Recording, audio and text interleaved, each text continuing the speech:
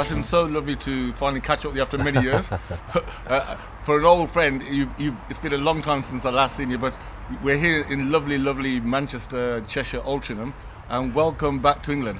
Yes, it's good to see you after a long, long time. It's good to be back in England, especially in this part of the world, very close to me. Always has been close to me. Played for Lancashire for 10 years, and memories are still there. And I still meet all my ex-cricketing colleagues. They're close friends of mine, especially Neil Fairbrother, Michael Atherton, Andrew Flintoff, Ian Austin, all these guys. And it's good to be back. Like I said, it's part of me coming to England for 2 months in June, July. But this year, fortunately, I'll be working as well on India tour with Star Sports. So it's a long run. Yeah, so like you said, normally you have your 2 months here, which is your breakaway from everything. But this year, you're combining it with the India tour. Yes, and that'll be interesting tour because England team, they're doing well against Sri Lanka, I think, but it'll be a different ball game against India. In England, batting, I reckon, is slightly inexperienced, so it'll be a close contest, and I think it'll be a good series to commentate on. Yeah, and you, like I said, England's been your second home, and you've seen England from not always doing that well, especially against Pakistan, but then, dare I say, being the #1 test team up until the horrific winter that England had. How do you think the duel's going to be with India without Sachin now, without the old guard that previously toured, but never still did well in India? How do you think this new India will do? Obviously, going into the series, England will be favourites because of the conditions here. And Indian batting, like you just said a little while ago, without Sachin Tendulkar, without Rahul Dravid, without Lakshman and Ganguly, it'll be a different ball game for them. As we all know, the ball actually seams and swings all day long. And Indian batsmen are very attacking batsmen, but they are not used to bat on these conditions. So, like I said, going into the series, England will be favoured, but their batting is also very fragile and inexperienced, and that's where actually India can take advantage in a long run. And there's a not so inexperienced Mr. Dhoni, who, to be fair to him, they won the Champions Trophy last year here in England on a dark night in May in Birmingham. So that experience will still count for something. Yes, that was a one-day cricket. This is Test cricket. First 5 Test matches. First one is Nottingham, then it's in Lords, at Lords. The third one is at my home ground, Old Trafford. Fourth one, Southampton, and then fifth one is in Oval. But all these wickets, the first 4 Test matches, they'll seam around. And as we all know, Duke ball swings and seams a lot more than a Kookaburra. But Indians batters are used to batting against the Duke ball, against the Kookaburra ball. So I think that's where England will have a bit of advantage here. But it's a long series, 5 Test matches series. We'll see after the first Test match which team is actually looking favourite to win the series. And Waz, I remember our old friend Wasim Khan once said when he was playing against you for Warwickshire, that you and Mark Atherton, when you're just going over the wicket in between the overs, you were saying to others, I think you should take a bit more grass off for the Test matches. What was your advice when Pakistan were here, especially to the batsmen, of coping with those kind of conditions? It's a different, very different conditions than the subcontinent. Totally opposite. The weather is much cooler, so bowlers can bowl longer spells. And ball seams. Swing, we have seen it happens in the air. You can see the swing. But seam, it happens when a ball actually pitches and then moves either side. That's where I think that's where the batsmen get trouble from subcontinent. And I think the only technique is play with the straight bat and take your time in Test cricket. You can't just come out here and try to play shots on a front foot, because every time you'll do that, most of the time you'll nick the ball towards slip cordon. Well, I mean, me as a humble layperson, one of the most striking things I found about the Ashes series in the winter was that you actually thought that many of these batsmen were playing like it was a one-day game. The Test game was quite changed as well with the advent of 2020, and the ODIs were always there. But it's almost as if everyone seems to be in a hurry, even the Test matches. It's a technique has changed. And obviously, you very rarely see nowadays, especially Australia, England, South Africa, or maybe in subcontinent, there's a draw Test match, because you hardly see anyone nowadays who can actually play whole day in Test cricket, because they don't have that experience because of 2020 cricket, and they play a lot more shots now. I remember in my days, right from the off, they play shots. Yeah, right from the minute they come in. I remember from my days, I retired 11 years ago. The batting class or quality, you would say, would be that somebody can defend you for about half a day. You hardly see that nowadays. So it's good for bowlers, they can get a lot more wickets. Well, Wasim, for a man who scored a triple century in a test match at Shekhapura, I mean, how long did that take? That was when there was a collapse at the start, wasn't there, when you and Sir Claim finally came together? I wish it was a triple century, Raja. It was double century. I apologise. It must have been close. 257 There not you out. Yeah. I remember the test match. It was in '96 in Shekhapura. I went into bat actually. They scored 370 odd. We were 170 for 6 down. That's right, you were struggling. I remember Yeah, that we much. were struggling, and then I batted for about 10 hours, and Saklan batted with me for 7 hours. So I think it still is the world record for 8 wicket. But yes, good old days. Scoring a double century still is the highlight of my career. Bowling, okay, I was a bowler, but bowler who could bat and getting a double century in Test cricket is any all-rounder's dream. But surely that must also epitomise, like I said, the difference with Test cricket is the ability to stay there. I'm sure Geoffrey Boycott says it almost every other ball. He cannot understand why people are looking to get on with it when it's a 5-day test, and rarely now does it ever go to sometimes 5 days. Yeah, rarely. And obviously that's an art to bat for a day and a half, and it's not there no more. It's gone. I mean, we've seen people with good techniques. They play brilliant shots both sides of the ground, but nobody can stay against the seam or swing bowling. They started playing shots instead of just going into their shell and defending. They play shots. That means they're a bit scared, because if you are scared, you play shots to get the pressure off. Scared in a way, scared of getting out. But all the greats of the game in the past, they used to defend. They used to leave the ball. So that's you very rarely see nowadays. I hope that someday somebody will come and actually show us that old quality Test cricket batting. Yeah, and you mentioned about being scared. Scared of almost staying at one end and not getting runs. It's almost as if they feel that is wrong in a Test game. Yeah, they feel that is wrong in cricket anyway. This day and age, and it's 2014, almost 2014. Yeah. This is 2014, and we have seen in even one-day cricket they play shots. T20 different shots have come up. The lap sweep, the reverse shot, and they play it with precision and with power. It means they do practice this shot regularly. Batsmen nowadays, it's good quality. 2020 for me is entertainment, not the quality.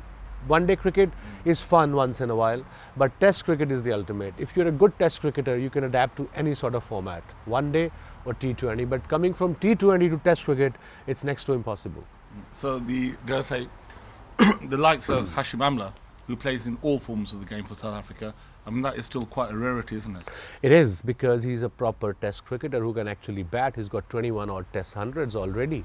And it means if you got technique, if you got temperament, you can get runs in one-day cricket, and so in T20. And that's what people, if any youngster wants to learn how to bat and what to do, start off with the 4-day cricket, 5-day cricket, first-class cricket, and then change your game. Because once you know the proper technique, then you can improve your batting. And I was reading in a poll recently that of the top 10 most marketable sports people in the whole world, Lewis Hamilton's number 1, Virat Kohli is number 2. I mean, how is this new legend on the block coming through?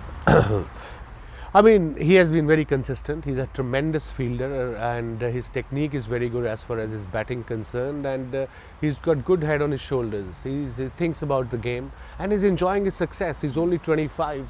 And he's the number 1 player in India, and 1.2 billion people in India. So you can imagine they worship him there. After Sachin, I think he's the next cricketing god in India. And he's doing justice to his talent. He's working very hard. He's consistent with his performance. He's got 19-20 one-day hundreds already. And he's getting runs in Test cricket as well. So for me, he's a proper and a complete batsman. And do you reckon his performance this summer could be very pivotal of how the Test series might pan out? It'll be a big test for his batting in England, against England, Virat Kohli's.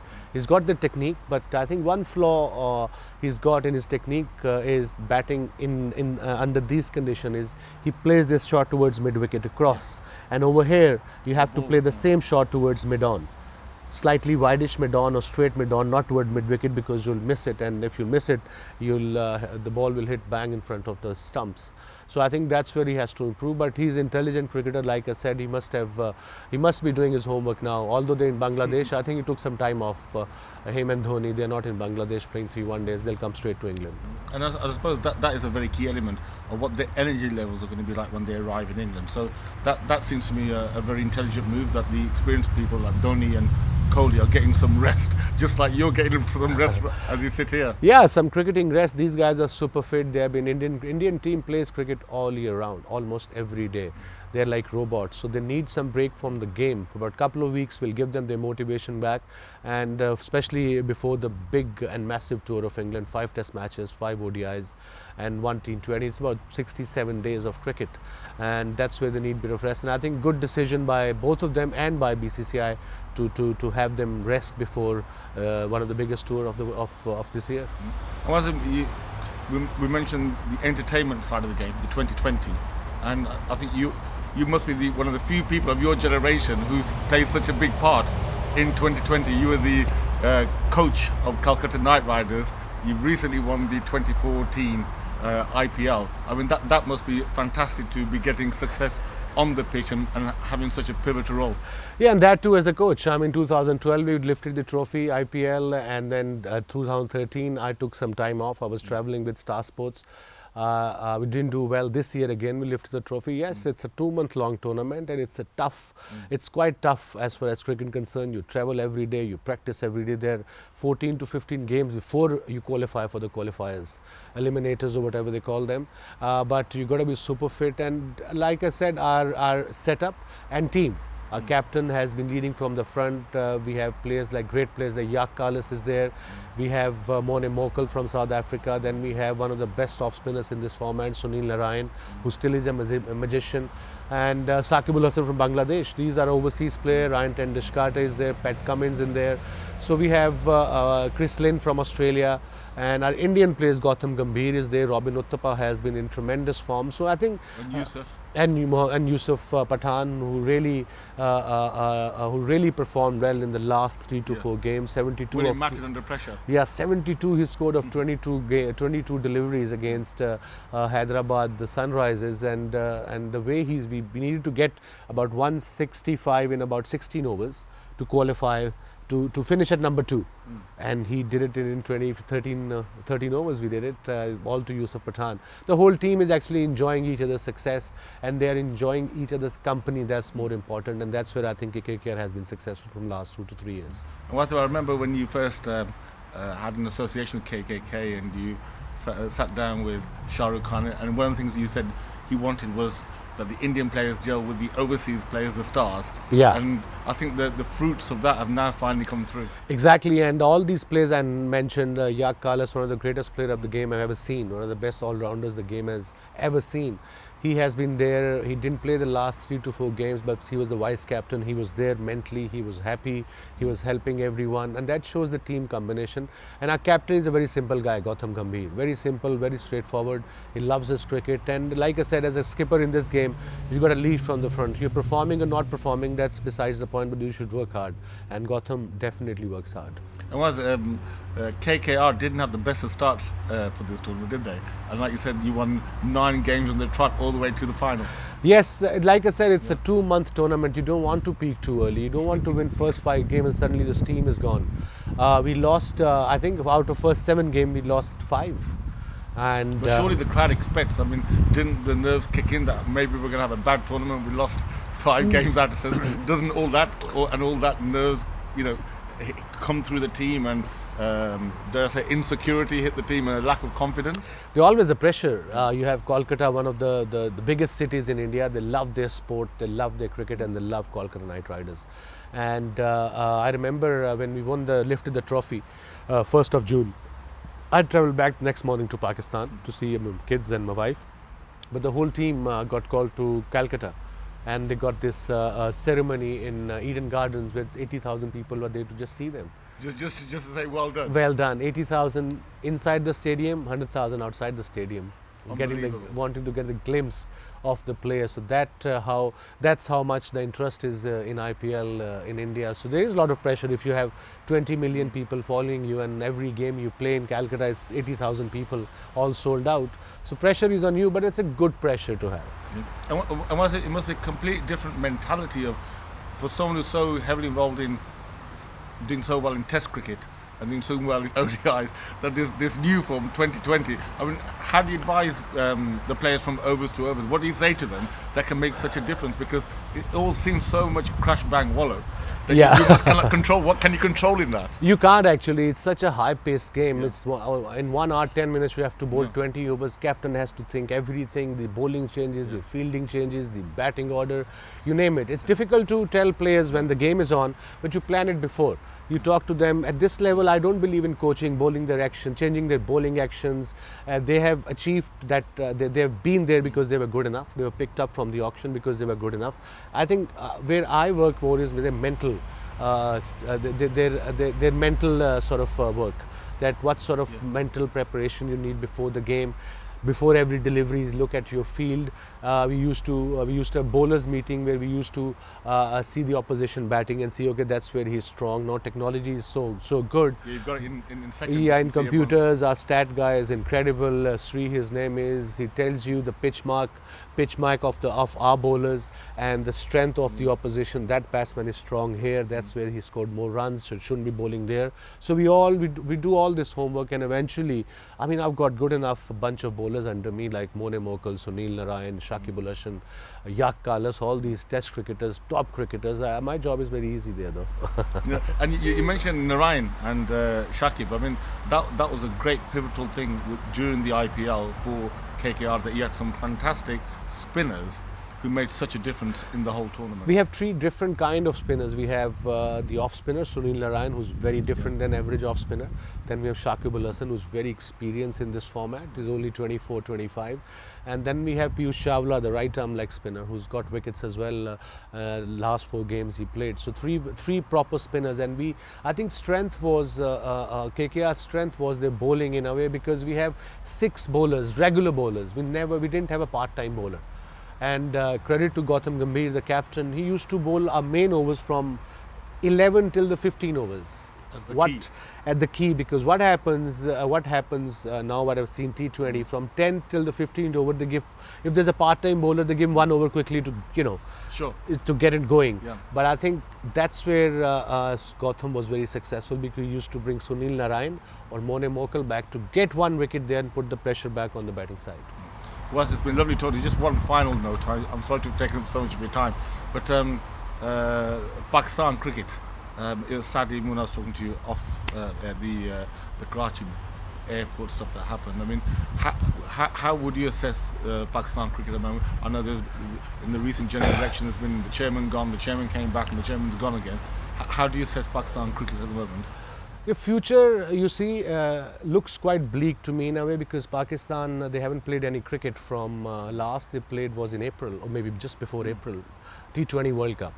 And now they got series in August against Sri Lanka. Then they got Australia in Dubai. Then they got New Zealand in New Zealand, and then the World Cup. But the love of the game is very much there. Cricket is in blood of Pakistanis. They do love their cricket team. So do I love my team. But the only problem with the boys, they don't compete and play international cricket as much. So they're not getting the experience. They're not getting experience and exposure both. And I think that's where whoever the chairman is or will be, you should concentrate, excuse me, that Pakistan should play international cricket, even in Dubai, every year, at least half a year. So almost make it the permanent home series. Absolutely. That's the only way. Well, Wasim, let's hope that just like in '92, the Pakistan team was very unfancied, and the next World Cup is in Australia as well. So a lot of exciting times to come, even for Pakistan to look forward to. Let's hope so. Yeah. My wishes are with Pakistan, inshallah. Wasim, thank you very much for your time. Thank you, Raja. Apologies for taking so long. Not a problem. And look forward to catching up the rest of the summer. Absolutely. Thank you very much. Cheers.